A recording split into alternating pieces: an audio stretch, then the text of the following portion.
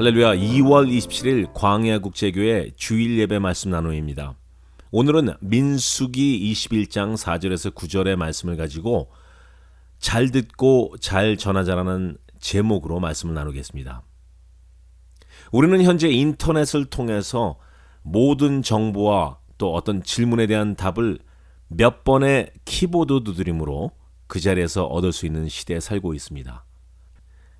정확히 기억은 나지 않지만 아마 90년대 초부터겠죠.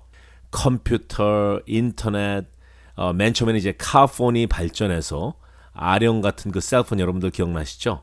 그리고 아주 적은 플립 폰까지, 그러다가 그것이 발전해서 이제는 컴퓨터의 모든 역할을 하는 소형 스마트폰까지 들고 다니면서 어디서나 원하는 정보를 얻을 수 있습니다. 보통 100년 정도 걸렸던 개발 기간과 과학 발전이 이제는 약 1년 안에 이루어지고 또 몇 개월 만에 그것을 한 단계 한 단계 업그레이드하는 시대에 저희는 살고 있습니다. 가장 쉬운 예로 지금 이 순간 전 세계에 살며 한 카톡방에 모여있는 친구들에게 카톡을 띄울 경우 그 자리에서 답변이 오는 그런 시대. 멀리 떨어져 있는 부모님과 화상을 통해 세배드리는 그런 시대에 산다는 것이죠.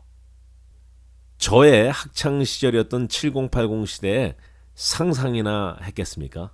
공상과학 영화에나 나올 이야기였죠.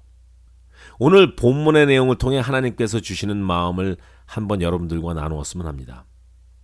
야곱을 비롯한 70여 명의 가족들이 요셉의 초청으로 고센 땅에 거주하고 산 지가 벌써 430년 정도가 지났고 또 그들의 고통 소리를 들으시고 하나님께서는 그들을 출애굽시키십니다. 그때 이스라엘 인구는 거의 200만, 물론 60만 정도라고 되어 있지만 그것은 여자, 아이, 노인들을 뺀 숫자이므로 학자들은 전체 인구가 약 200만 정도가 되었다고 추측합니다.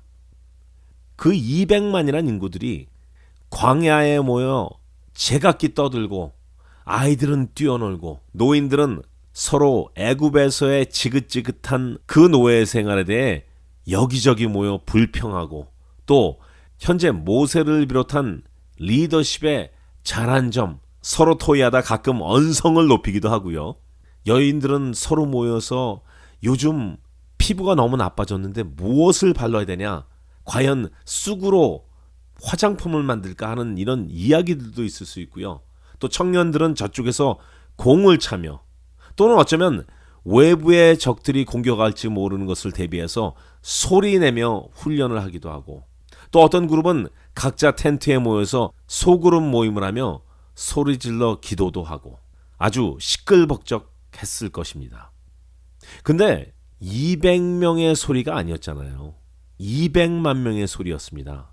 물론 작은 공간에서의 200만 명의 소리가 아니라 아주 끝이 보이지 않는 광야에서의 소리들이라 그렇게 시끄럽지는 않았겠지만 200만 명의 소리라면 그래도 엄청났을 것입니다.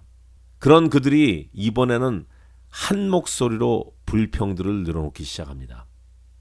오늘 본문 바로 전에 가나안 족속 하나를 섬멸하여 그 장소를 호르마, 바로 디스트럭션 이라 부르게 되는 영광을 하나님께서 주셨음에도 불구하고 또한 그들이 애굽에서의 생활을 목 놓아 울부짖을 때 주님께서는 들으시고 그들을 이끌어 내주셨음에도 불구하고 만나와 메추라기를 주시며 약속의 땅으로 함께 인도하시는 하나님이 계심에도 불구하고 그들은 불평을 하며 하늘의 양식 만나를 worthless, 아무짝에 쓸모없는 음식이라고 표현했으며 그리고 왕의 대로의 길로 걸어가려고 할 때 에돔왕이 거절했지 않습니까?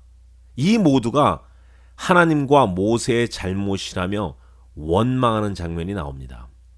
그래서 하나님은 불뱀들을 이스라엘 백성 가운데 보내시어 그들의 죄악을 다스리십니다.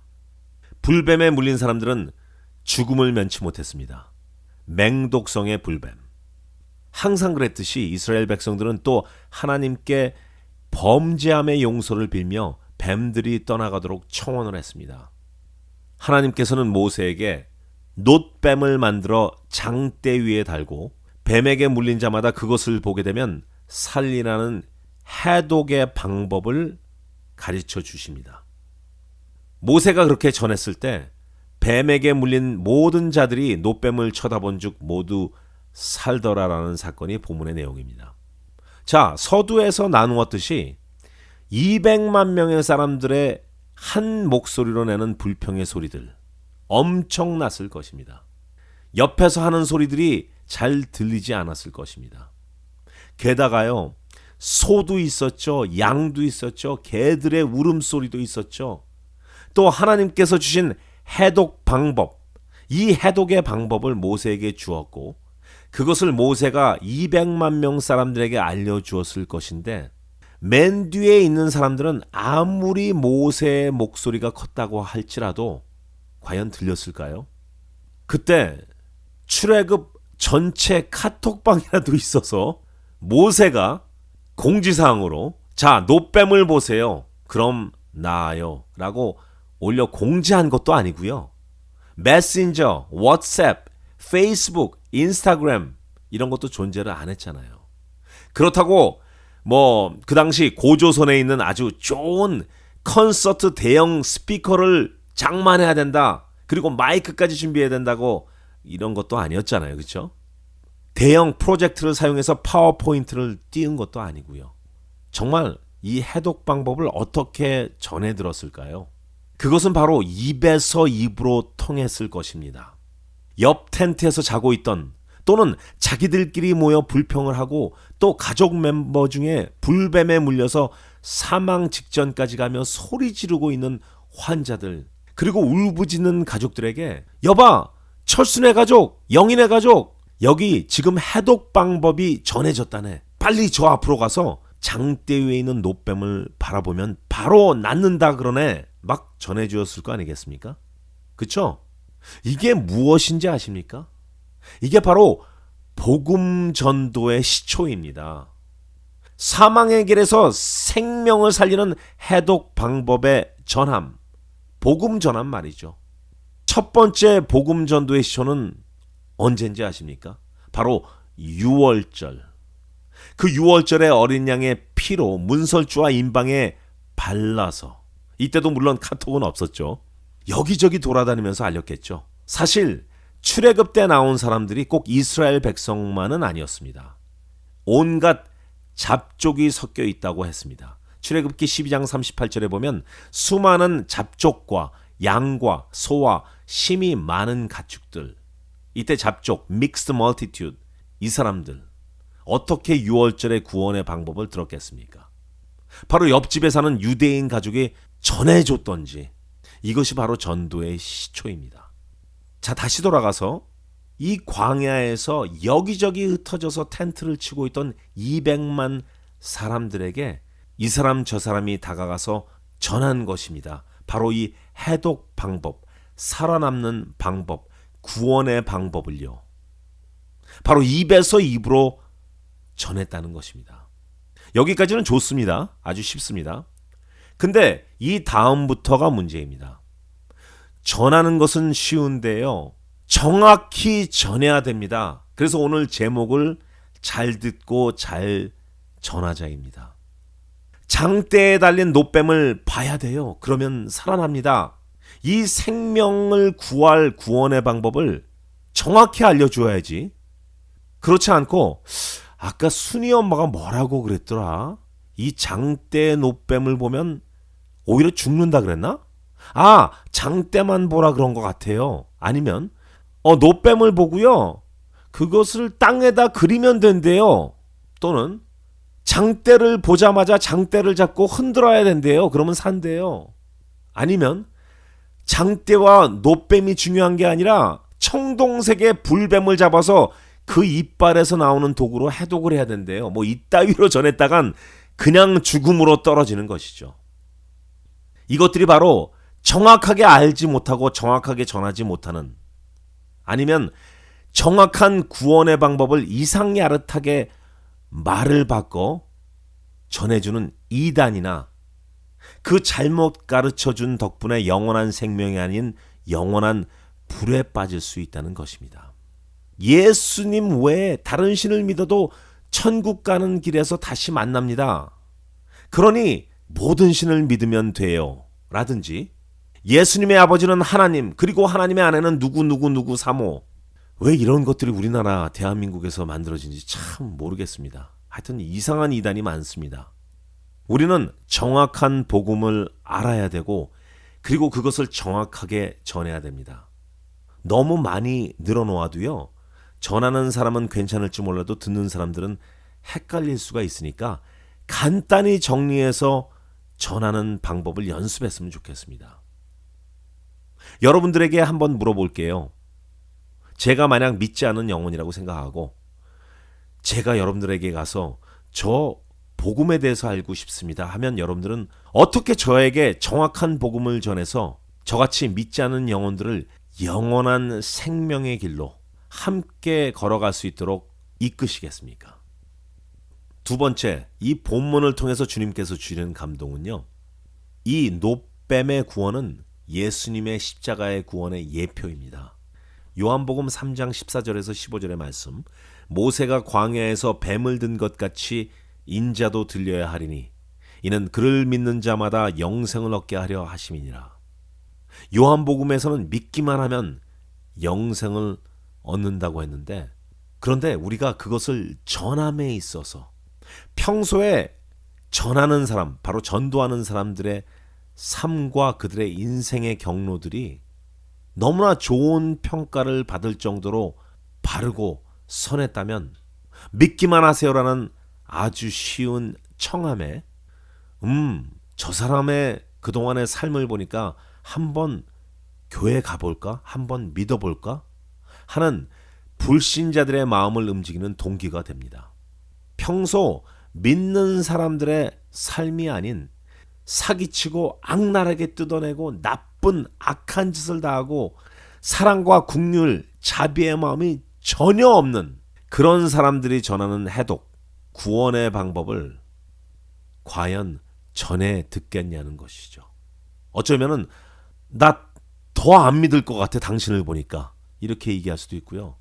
당신이라는 사람이 전도하는 것이 너무나 속과 겉이 다르기 때문에 나는 믿지 않겠어요. 이렇게 이야기할 수도 있습니다.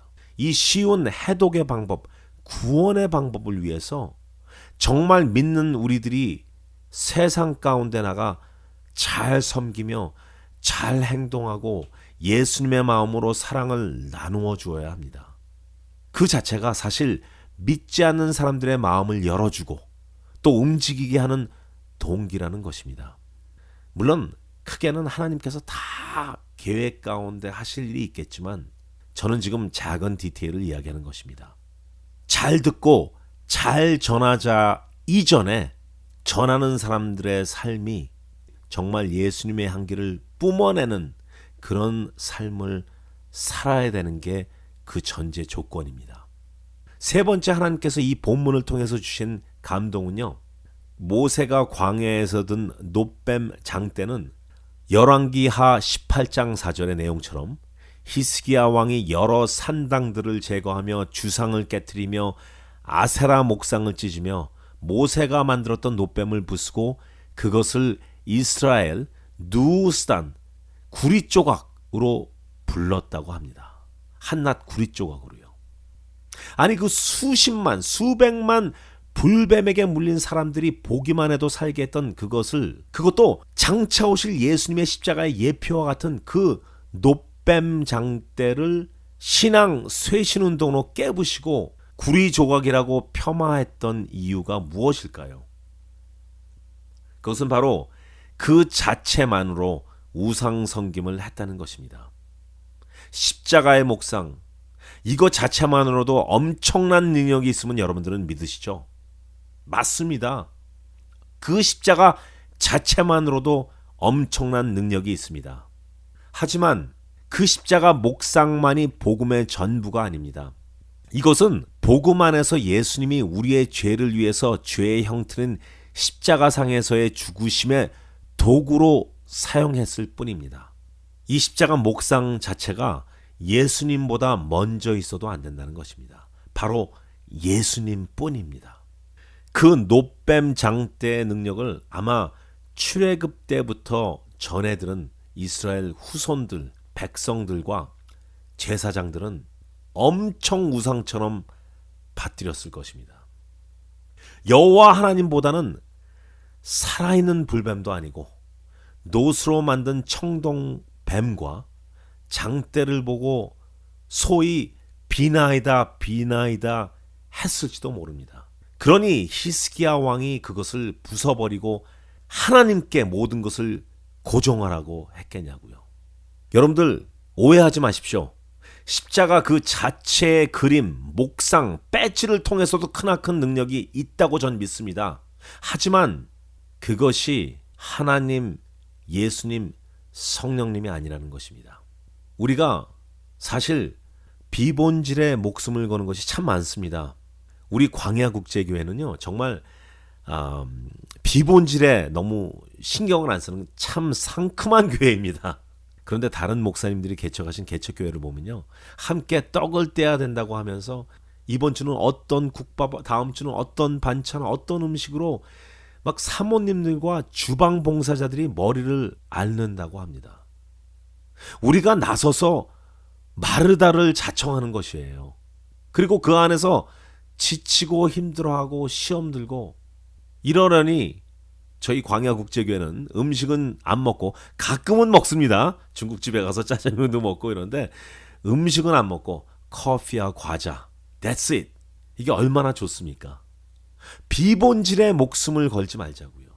어떤 프로그램, 6주 프로그램이냐 7주 프로그램이냐 9주냐 이것을 늘려서 15주로 하느냐 이런 비본질에 목숨을 걸지 말자고요. 본질에 목숨을 걸자고요. 또 한 예로는요. 우리 광야국제교회 성찬식은 매달 마지막 주 주일에 있습니다. 그런데 꼭 검은 양복에 빨간 넥타이 맬 필요는 없잖아요. 그렇죠? 저는 자유롭게 입습니다. 자유롭게 입고 저희는 예수님의 몸과 보혈을 깊게 묵상하며 예수님의 죽으심과 다시 부활하심을 기념하는 그런 마음으로 임합니다. 오늘 본문을 통해 주신 하나님의 마음을 정리해 보겠습니다. 복음을 잘 듣고 잘 전하고요. 그러기 위해선 우리들의 삶부터가 예수님의 삶을 살면서 전하자고요. 바로 본질이신 예수님을 위해서요. 여러분 한 주간 승리하시고 다음 주에 또 뵙겠습니다. 할렐루야, 안녕히 계십시오.